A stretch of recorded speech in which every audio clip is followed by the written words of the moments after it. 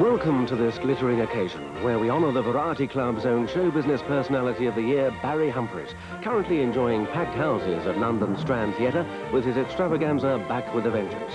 Whether making his own dry observations or introducing his major creation, the colourful Dame Edna Everage, is a man of immense talent. We join the star-studded company after the coffee has been served to listen to highlights of tributes paid. This year's Chief Barker, Charles Murray, comes to the end of his speech, having outlined the club's current fundraising activities. And now to the main purpose of our luncheon, our tribute to Barry Humphries, Variety Club Show Business Personality of the Year. On behalf of all of us, Barry, I bid you a hearty welcome. The huge attendance here today is ample evidence of your popularity built up over the past 30 years since you first came to England. Moreover, this fantastic turnout of your many friends and colleagues from the world of entertainment is itself an outstanding comment on the esteem in which you are held within the industry. There are many people here today who can testify to your achievements far more eloquently than I. However, I feel that I should mention the tremendous enjoyment that Dame Edna gave to a group of children when she presented them with a sunshine coach on our behalf just a couple of weeks ago. The care and concern shown to those emotionally disturbed children, and also the interest in their friends who had been left behind at school, was much appreciated by them and by their teachers.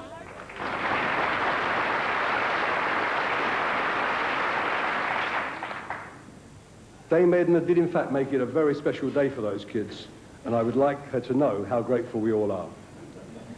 As I've already said,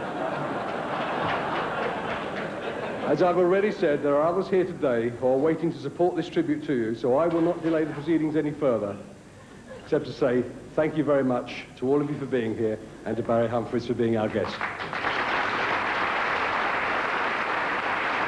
And the first to speak is the writer, television personality and great theatrical wit, Ned Sherrin. International President, Chief Barker, several lords, dames of the British Empire, ladies and gentlemen. It's a considerable honor to kick off on behalf of Barry Humphries and the entire Barry Humphries organization, especially during this Australian bicentennial year. I thought that might excuse my starting with an Australian story, not entirely irrelevant, which dates from just after the Second World War. Its authenticity is verified by Bishop Baddeley, whom many of you will know, Hermione's brother, bishop of many dioceses in Australia, and he tells the story, and since he's a bishop, who can doubt it, of Sir Malcolm Sargent's first visit to Australia after the war. And during a conducting tour of Australia, he turned up in Perth, where he waved his wand and everybody was suitably appreciative. But he was also asked to go to a ladies' luncheon in Perth, Australia. And the rather concerned president of this ladies' luncheon club was not entirely sure that all her members knew just how famous and just how important Sir Malcolm Sargent was. So she opened her speech saying, "Ladies, we have a very impressive guest here today. I want you to know just how impressive he is. I've looked him up in Who's Who, and I can tell you he's got 6 inches.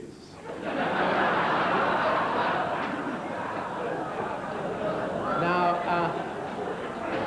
I have looked up, doing my research also, Barry Humphries in Who's Who, and I can tell you he has 2.5 inches.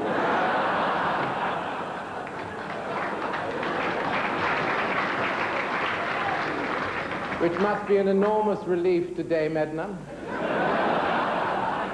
But we can be sure that it's accurate because, as you all know, people in Who's Who write their own entries.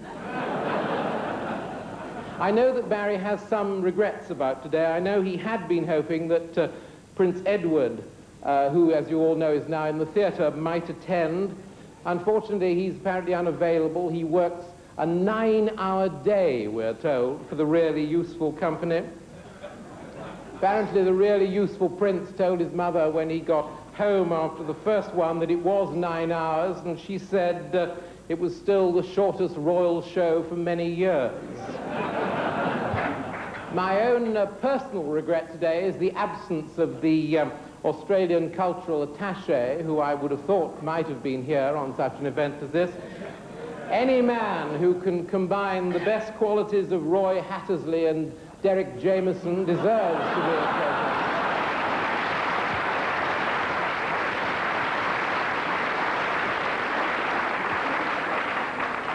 I think we have to remember that it is our great good fortune that during this bicentennial year, almost the whole Barry Humphries organisation is over here. Mind you, most Australians are over here. Anne Diamond went to Australia and she couldn't find any celebrities to interview at all. Actually, the trip wasn't entirely wasted. She interviewed hundreds of television technicians. Well, she didn't actually interview them, but she offered them all a job on TVAM.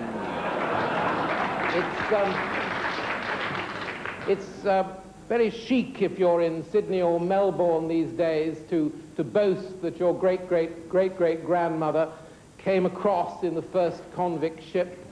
I like to think that in several decades' time, they'll all be boasting that their great-great-grandmother came across in a mobile home outside Australia House. It's, I suppose, significant that when the first convicts were sent off to Australia, and this is, I suppose, a sign of that great tradition which only in 200 years Australia's established, when the first convicts went out, they were greeted by most of the local girls parading topless. And this immense Australian tradition has been carried on loyally by Rupert Murdoch on page 3 of The Sun. I can't talk about art, but I am a minor expert on Australian primitive poetry, and I'd like to finish with one Australian primitive poem. Not many of you may know that most Australian primitive poetry is concerned with either food or manners. And this one is concerned with both. And so, since it's concerned with food and manners, I'd like both to dedicate it to the Barry Humphries organisation and also, on the part of us guests, as a note of gratitude to the Variety Club for this marvellous luncheon that we've enjoyed today. Most Australian primitive poetry is anonymous. Most of it is untitled. This one has a title. It's called The Saga of the Australian Waiter. "What'll yous have?" said the waiter, respectfully picking his nose. "I'll have 2 boiled eggs, you bastard. You can't get your fingers in those."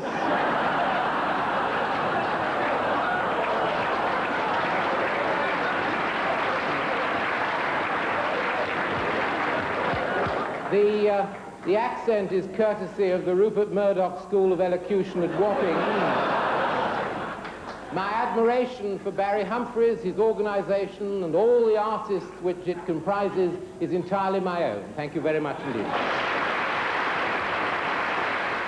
And I guess there's really very little need to introduce the next speaker, the shy, somewhat retiring housewife superstar, megastar, call her what you will. Probably the most expensive property on Barry Humphries' books, Dame Edna Everage. How very sensible of you not to stand while you were clapping. Because I didn't expect to be saying a few little words, but I'm going to now. My lords, honoured guests, peer group. I notice there are a few peers here. And ladies and gentlemen, members of the media. My name, of course, is Dame Edna Everage, housewife, superstar, mother, megastar and millionairess from Melbourne. And it's a spooky old occasion for me. I feel, in a funny way, a little bit moved by it, too, though my connection with Barry Humphries is increasingly tenuous. first accepted the invitation, though, I wasn't too sure what the... Isn't it silly of me to have to admit this? But I wasn't sure what the Variety Club was. I always thought it was a box of chocolates, quite frankly. I did. I seem to remember people saying, don't rustle the Variety Club during the quiet bits, or pass the Variety Club, and I'm thrilled to know now that it is a wonderful, wonderful organisation which does so much, to the extent that I've got some of my Swiss financial advisors toying with the idea of making a donation of some kind, I believe. And I'm very, very interested to see the premises you've got here too. In fact, I think I'll come here a lot more often, Possums. When I first heard that Barry Humphries, my manager, long-time manager and impresario, was going to be made the Entertainer of the Year, I said 3 words. Why and which year? Because, quite frankly, and I don't want to pour cold water on a lovely event, but where does one go to see Barry Humphries? I don't know. I've never seen him myself on the TV. He's an elusive figure, a little bit too low profile for my liking. I don't think Barry's going to like hearing me say this. But he spotted me many moons ago, and I have to thank him for that. I was playing the part of Mary Magdalene in a passion play in our church in Melbourne. I'm an Australian, incidentally, and it was a bit revolutionary, this little passion play, because we performed it as Aborigines. I think, really, it's the sort of production which I think Jonathan Miller might well revive, because it would keep even more people away from the old Vic. But that was when Barry saw me for the first time and plucked me out of that production and put me in one of his little, modest, low-budget shows. And, of course, the rest is history. It has been absolutely marvellous. It's difficult for me to pay tribute to someone for whom I have very, very little respect. Not that I don't mind giving him 15% of my income. I don't miss it, frankly. But I think it's spooky to make agents entertainers of the year. Quite frankly, I do. I'm sorry, but I do. Call me old-fashioned.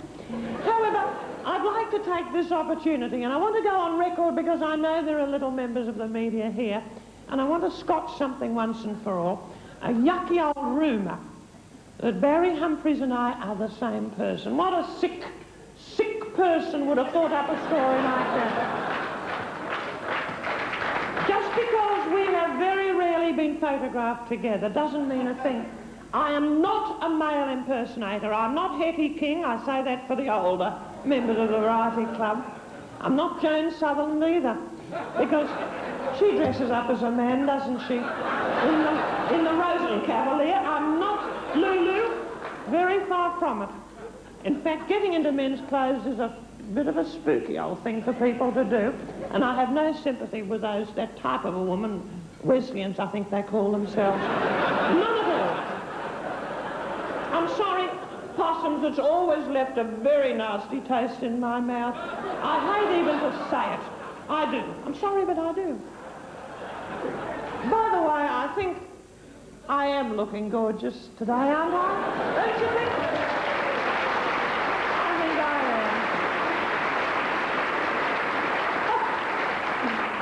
am. And my son Kenny designed this frock, by the way. Isn't it beautiful? And he sewed all these little sequins on, so it's a little tribute to my son Kenneth Everage, who'll probably be made Dressmaker of the Year next year. Who knows?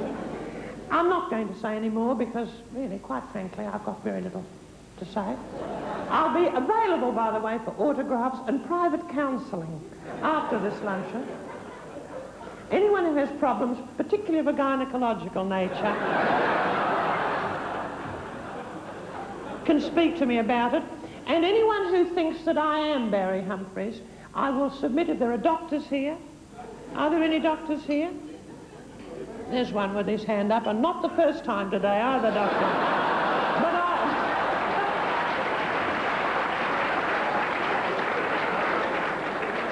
I know this is a thing people don't say at lunch, but I can get away with murder. I'm happy to submit to a smear. I am. Thank you very much. Thank you. A pause and a fond kiss blown in the direction of Dame Edna Everage from the man himself. Well, next we hear from best-selling author, dramatist and political figure Geoffrey Archer. Chief Barker, ladies and gentlemen, I am only here today to read those telegrams that came late. The first is from Sir Les Patterson, who wishes Barry, and it is indeed not to you, sir, but to your friend, Dame Edna. He wishes to thank Dame Edna for her telegram of the 29th, proposing marriage, and pointing out that she would bring with her a large bank balance of several millions. Sir Les goes on to say, I still haven't made up my mind, but please could you send a photograph of the bank balance. One from the Prime Minister, Margaret Thatcher. First, my congratulations on your tribute lunch by the Variety Club. And secondly, may I send my condolences to Dame Edna on the loss of her husband, Norm, after his prostrate operation. The only good thing that has come out of this is the tremendous pressure it's taken off the National Health Service.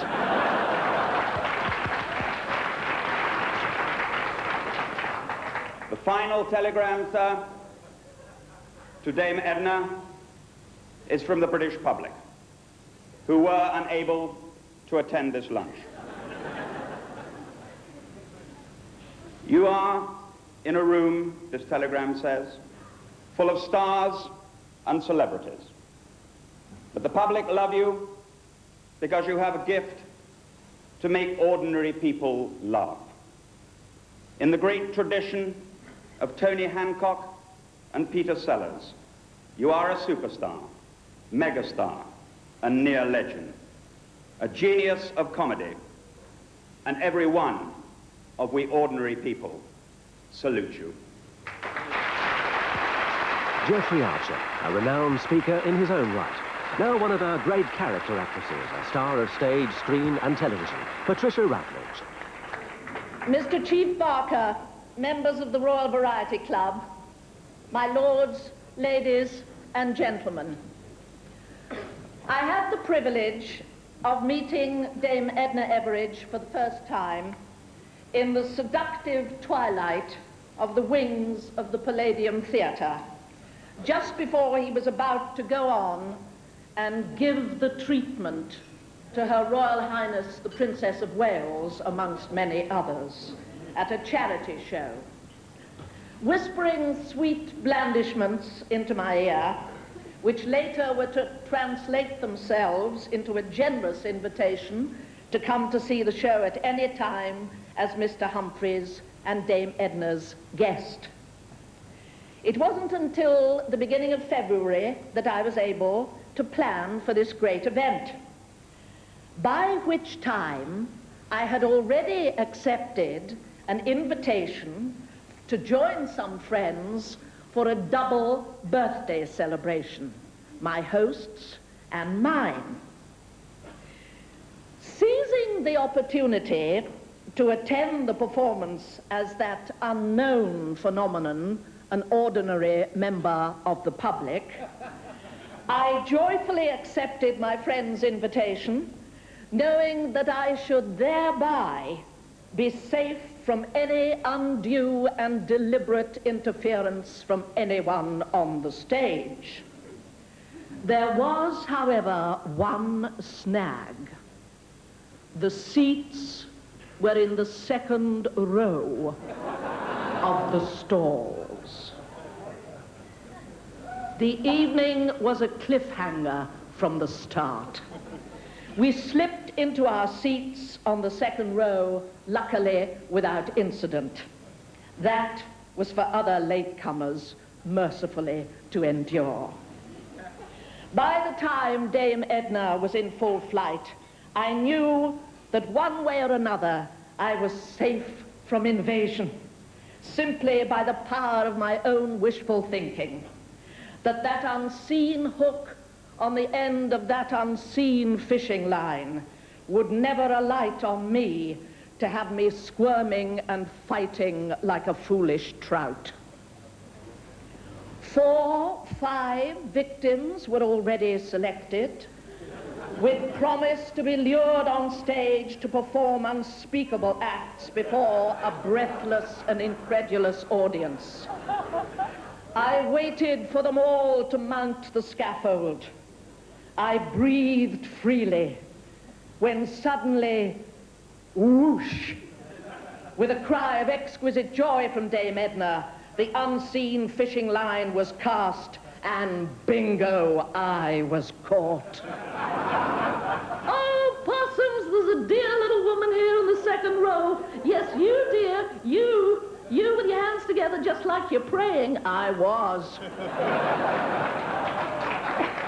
I was praying to St. Francis Xavier, patron saint of migrants and emigrants,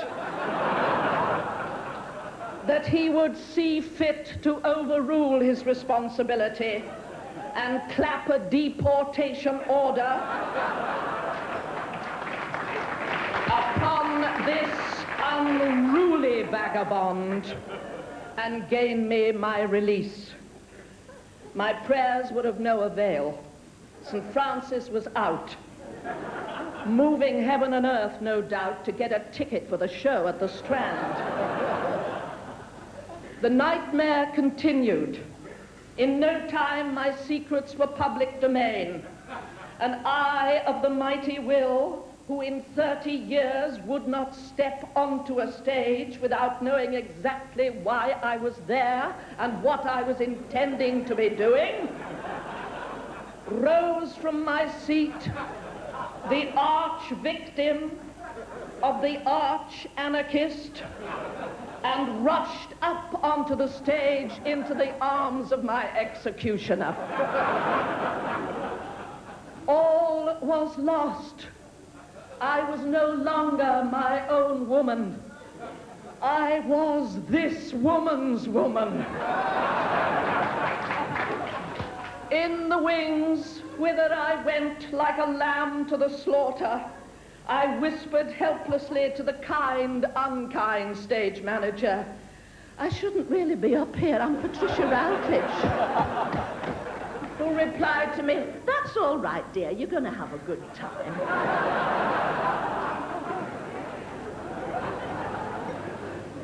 My evening in ruins round my feet. My professional working life in tatters. I stepped bravely out onto the stage to join the other victims in a turquoise and gold-plumed headdress with elastic under the chin, a matching ostrich coat, looking for all the world like a superannuated mother goose, a living parody of my own bedroom color scheme,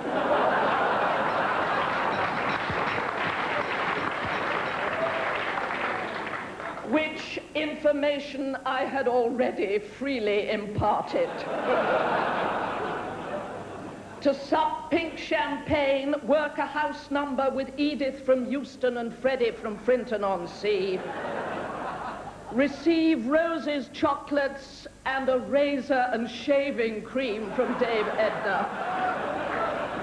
Be pressed once again to her generous bosom, and collapse beaten and bowed into the deepest recesses of the second row. I have, of course, taken legal advice on this matter.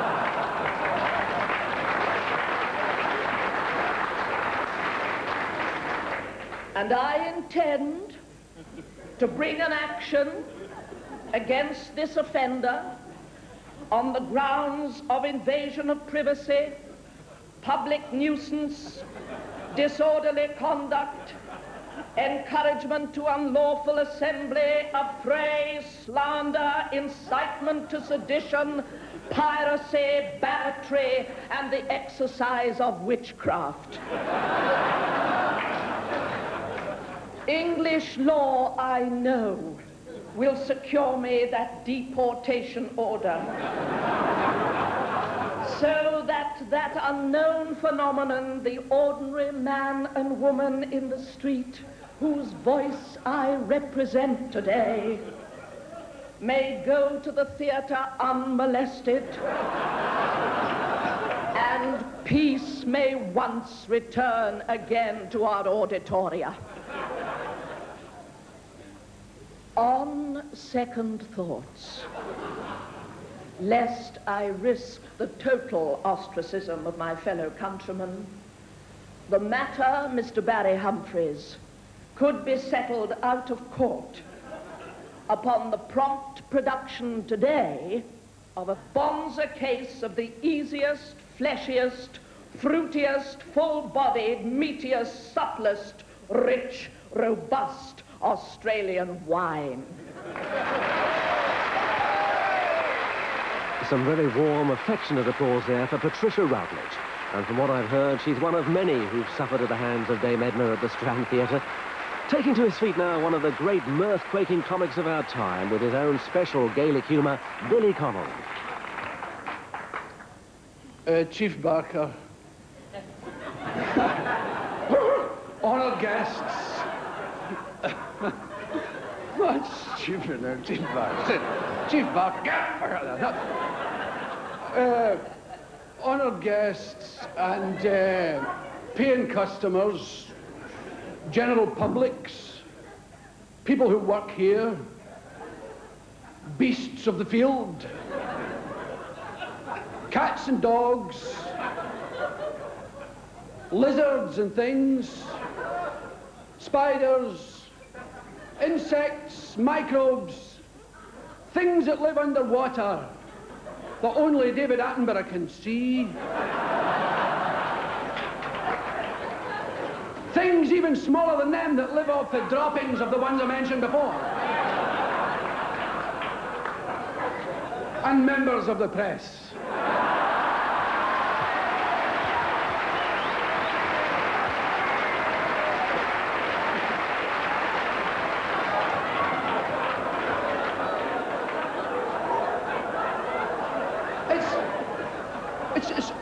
It's smashing being here as a guest of the Variety Club, especially, who have managed to studiously avoid me for many years, I might add.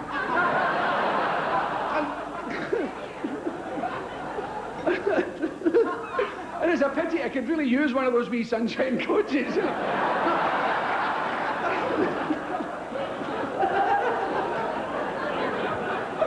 That's a good line. I thought long and hard about that. And it's especially charitable for them to put on these wee afternoons for the unemployed, where we can all sit. Another terrible indictment of this heartless Tory government, represented by Archer. Now, listen. And especially to stand here and say nice things about Barry Humphries, which is really easy, because he's a very nice person, and he's an Australian. And he's awful nice for an Australian, right? Because they're a pretty weird bunch altogether, aren't they? When I first went there, the guy said to me, "Hello, Billy, welcome to Australia. Is this the wife? Lovely tits. Now let's have a drink." I couldn't believe it! The people get frightened because I swear, but I do it very well. This is what they always leave out, that I'm awful good at it. You see, it's my upbringing. I was brought up like that, swearing and stuff. I thought effing and blinding were two of Santa's reindeer when I was a wee boy.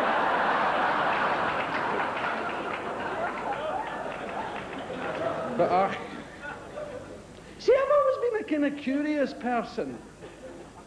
I'm not really a comedian. I'm a curious kind of guy. I was always asking questions and probing, you know. I used to ask awkward things. How can trees grow so high? How come the sky is so blue? How can a horse do that and keep walking?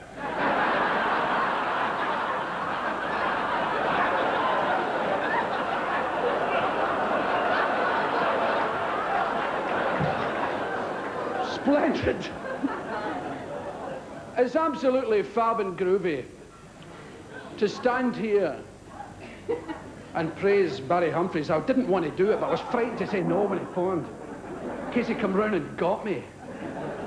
And I went to see Barry in the Theatre Royal, Drury Lane, some years ago. And I also had a seat near the front. The shows that sell out from the back, you know, you should avoid them at all costs. Oh, yes. And they savaged and ravished the audience. And I thought, I might try a bit. I used to get people going to the toilet and I'd shout at hecklers, you know, and all that stuff. But I've never seen such ruthless picking of people. And I went and I tried it in my own act. And it was astounding. I didn't need to go any further. I didn't ravage and savage people. I just looked at them. And I've never seen expressions like it. People trying to look invisible, you know. People trying to look disabled, getting into weird shit. Please, not me, look. It's the strangest thing. And I'm a huge fan of Barry Humphries and Edna Everage, who has given the world spectacles back again. The respectable spectacle wearers of the world stand up. And it's great for me because my whole family wore spectacles. I spent half my life searching in the carpet for those wee screws that come out of the hinge. Yeah, my father's one of those guys who wears like 12 pairs of glasses on his chest. You know, he's got glasses for looking left and all with black tape all held together like this. It's a sort of Scottish thing. It's not that he's mean, they all do it, Scottish men. They'll get these weird glasses they have to hold up. It's not mean. See, Scottish people, everybody says they're mean, and it's a lot of bloody rubbish.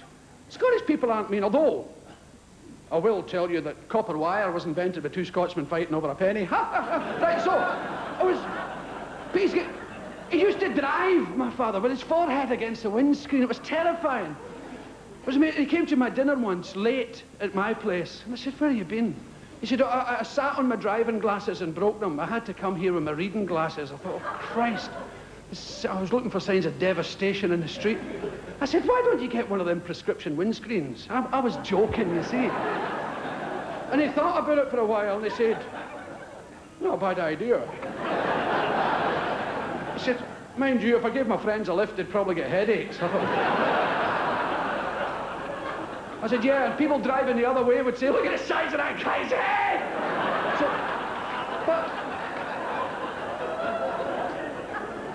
But we're here to praise Barry Humphries.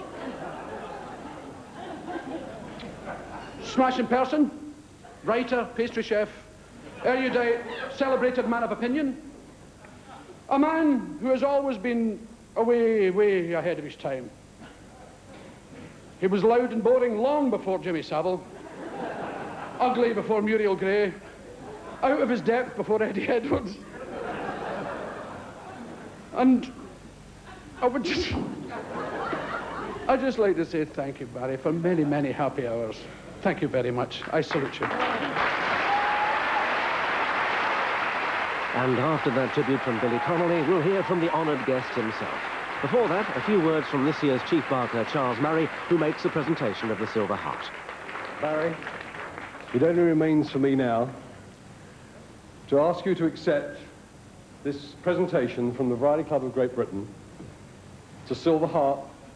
The inscription reads, presented by the Variety Club of Great Britain to Barry Humphries to honour his achievement in the world of entertainment, London, the 8th of March, 1988.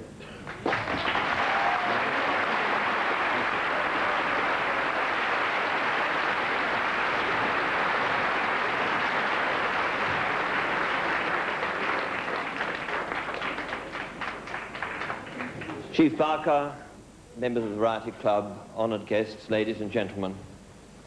You can all have a look at this afterwards. There's no pin on the back of it, unfortunately. I'm overwhelmed by this accolade. I thought it was just going to be a small lunch party. Perhaps I thought I might even be given this in the street outside the Hilton. Or a taxi could perhaps just drop it off at my place. So to see this large group of friendly people still crying from Billy's thinly disguised tribute.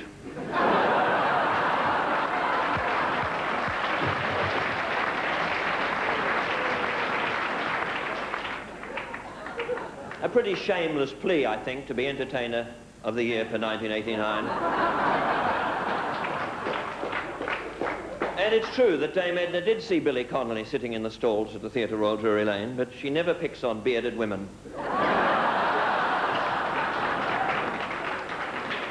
You see, Edna hasn't got lenses in her glasses, Billy.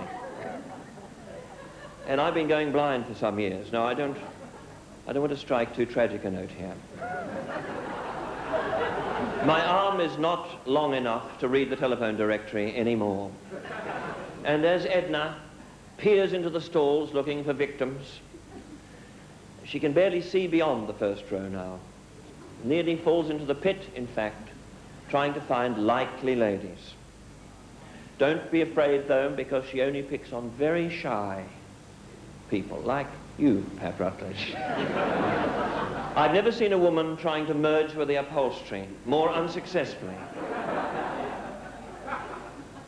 than our distinguished friend here today. I was born in Melbourne. I'm an Australian, incidentally. And I have one very great advantage in that I come from a country which is funny. The idea of Australia amuses people. Now, my compatriots don't like that idea because Australians like to think of themselves as serious, like New Zealand and Canada. Not funny at all. But I was lucky to have been born in a funny country. Even the convicts in the 18th century laughed when they heard they were being sent to Australia. They must have had a psychic vision of barbecues, juicy steaks, sun-bronzed Sheilas. So that has helped me greatly in my career as a funny person. A few years back, Dame Edna was accorded the honour of a wax effigy at Madame Tussauds. And of course, as soon as you're in the waxworks, you begin to think, what if I ever get melted down?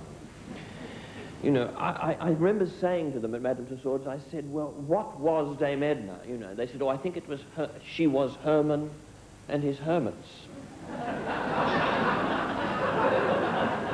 And a little bit of Billy Fury. I thought, well, I've got to stay there. And it's a bit like that when you get something like this. You think, well, I'm Entertainer of the Year. I suppose in 1989 I'll be the Entertainer of Yesteryear. But I'm lucky that this is leap year, which just means that I'm going to be Entertainer of the Year for one day longer than anybody else. Thank you for all your work for the Variety Club. I was there in the background when Dame Edna presented the keys of that coach to those kids who came from the Cavendish School. It was heartrending, but also immensely encouraging to think that this work continues and that people like you get together and give costume jewelry to clowns like me. Not only perhaps to express gratitude, but also not merely gratitude, I suppose, to people like us who make you laugh, but gratitude for the life that we have, in contrast to the life that seems so cruelly blighted for others. And I would like to thank the Variety Club for this honour and for their continued work. Thank you.